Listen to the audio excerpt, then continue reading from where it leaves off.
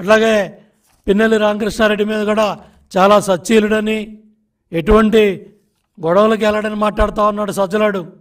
మరి చంద్రయ్య గారి పేక్ కోసింది ఎవరో? ఆ మాచర్ల నియోజకవర్గంలో జరిగిన ఈ హత్యలు కానీ, దుర్మార్గాలు కానీ, దోపిడీ కానీ, చిన్న బాటిల్ లిక్కర్ సీసా మీద కూడా 60 రూపాయలు దోపిడీ. అదేవిధంగా గ్రానైట్ లారీల మీద వేల రూపాయల దోపిడీ, ఒక్కొక్క లారీ మీద 6,000 12,000 దోపిడీ.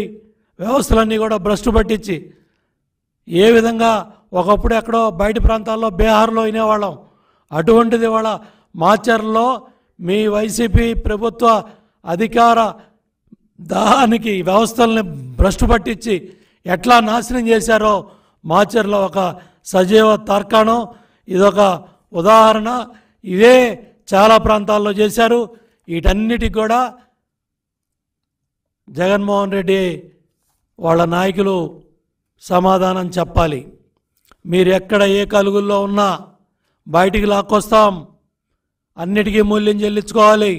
చాలామంది ఎమ్మెల్యేలు, మంత్రులు వీసాలు, పాస్పోర్టులతో బయట దేశాలకు వెళ్ళిపోయారు. పెద్దిరెడ్డి యంత్రాలతో సహా బయట దేశాలకు తరలించేశాడు. మొత్తం దుకాణం అంతా సర్దేస్తున్నారు. మీ కేల్ ఖతం అయిపోయింది, మీ దుకాణం బంద్ అయిపోయింది. అందుకనే ఈరోజు మొత్తం పిచ్చి ప్రేలాపనలో బెదిరింపులు, పిచ్చి మాటలన్నీ కూడా మాట్లాడుతున్నారు. కట్టి పెట్టండి. ఇవాళ మీరు అధికారులను బెదిరించో, లేకపోతే ఎలక్షన్ కమిషన్ బెదిరించో, లేకపోతే ఇంకా నాయకుల్ని, అధికారులను బెదిరించాలని పిచ్చి ప్రేలాపనలు చేస్తున్నారు. మీ ప్రేలాపనలకి, మీ బెదిరింపులకి బెదరటానికి ఎవరూ సిద్ధంగా లేరు. అన్నీ సెట్ అవుతాయి అన్నాయి. సెట్ అవటానికి ఏం లేదు. అసలు అన్నీ సెట్ అయిపోతాయి 4 రోజులు అన్నావు. ఏం సెట్ అయ్యేది ఏం లేదు. ఆల్రెడీ అయిపోయింది. మీ దుకాణం బంద్ అయిపోయింది. ప్రజలు చాలా క్లియర్గా, స్పష్టంగా తీర్పు ఇచ్చారు.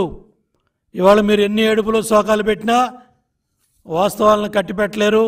ఈ వాస్తవాలన్నీ కూడా ప్రజల ముందు ఉన్నాయి.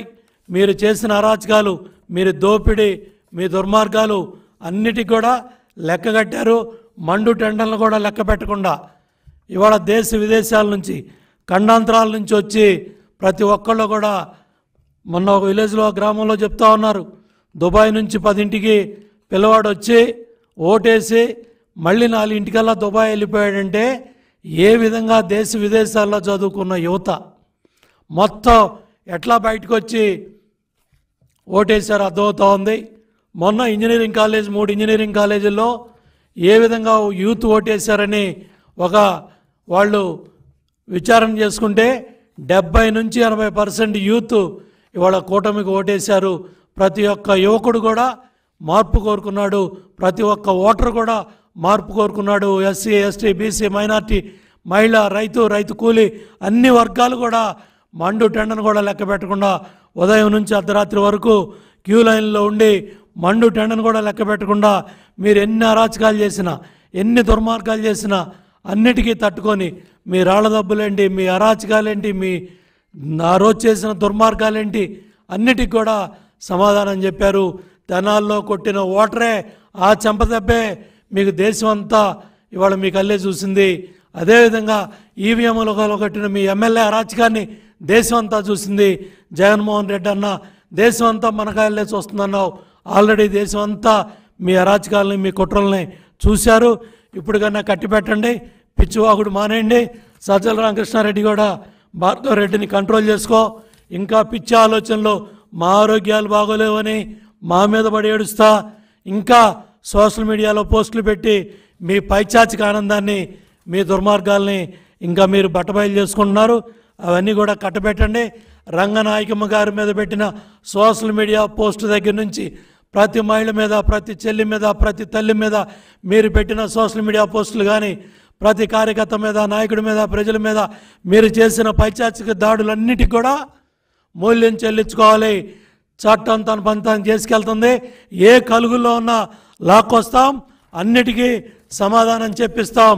సజ్జల, ఇంకా నీ పిచ్చి ప్రలాపనలో, నీ పిచ్చి మాటలో ఇవన్నీ కూడా కట్టిపెట్టు.